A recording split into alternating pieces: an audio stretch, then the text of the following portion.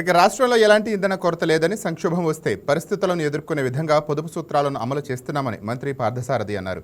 ప్రజలు ఆందోళనకు గురి కావాల్సిన పరిస్థితి లేదని చెప్పారు. ప్రజల్లో భయాందోళన సృష్టిస్తే కఠిన చర్యలు తీసుకుంటామని అన్నారు.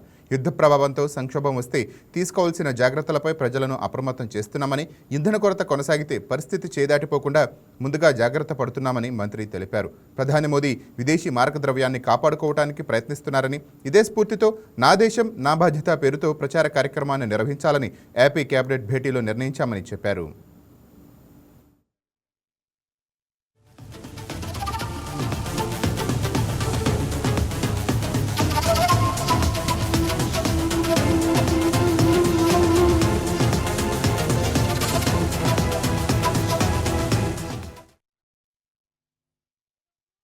కేబినెట్ మీటింగ్లో మోడీ రిలీజ్ చేసిన 10 పొదుపు సూత్రాల గురించి పలు నిర్ణయాలు తీసుకోవాల్సి వచ్చింది.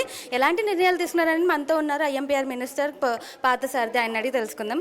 సార్, క్యాజువల్గా ఎట్లాంటి కొరత లేదన్నా కూడా పబ్లిక్ ప్యానిక్ అయ్యి చాలా ఇబ్బందులు ఎదురయ్యాయి. ఇప్పుడు డైరెక్ట్గా చెప్తున్నా కూడా పబ్లిక్ ప్యానిక్ని ఎలా తగ్గించబోతున్నారు? మీరు అసలు ప్యానిక్ క్రియేట్ చేసే విధంగా మీరు వార్తలు చేయొద్దు. ఎక్కడ కూడా ప్యానిక్ సిచ్యుయేషన్ లేదు, బాగానే ఉంది. ఏదైనా క్రైసిస్ కొనసాగితే ప్రపంచంలో ఉన్న జియో పొలిటికల్ పరిస్థితులు మనందరం కూడా చూస్తూ ఉన్నాం. ఇది కొనసాగినట్లయితే మన విదేశీ మార్గద్రవ్యాల మీద ఒత్తిడి పడే పరిస్థితి ఉంటుంది. అదేవిధంగా ఇంపోర్ట్స్ ఇబ్బందికర పరిస్థితులు ఉంటాయి. ఇప్పటికైతే మనకేం సమస్య లేదు, యుద్ధం కూడా ఆగిపోతుందని చెప్తున్నారు. ఆగని పరిస్థితుల్లో కూడా మనం ఏ విధంగా చేయాలి, మన ఖర్చుల్ని, మన ఫ్యూల్ వినియోగాన్ని తగ్గించుకోవాలని వర్క్ ఫ్రమ్ హోమ్ విషయానికి వస్తే ప్రభుత్వ ఉద్యోగాలకి సజెషన్ చేశారు. ఏదైతే ప్రైవేట్ రంగంలో, కార్పొరేట్ రంగంలో వర్క్ ఫ్రమ్ హోమ్ ఉందో అది ప్రభుత్వ డిపార్ట్మెంట్స్లో కూడా అమలు చేయడానికి ఉన్న పరిస్థితులను పరిశీలించమన్నారు.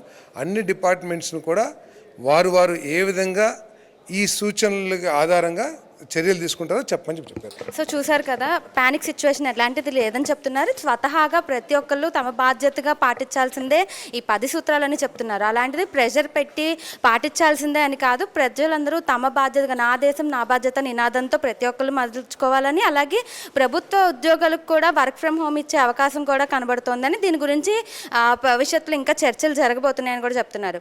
వీడియో జర్నలిస్ట్ పవన్తో హారిక, వైకే న్యూస్, విజయవాడ.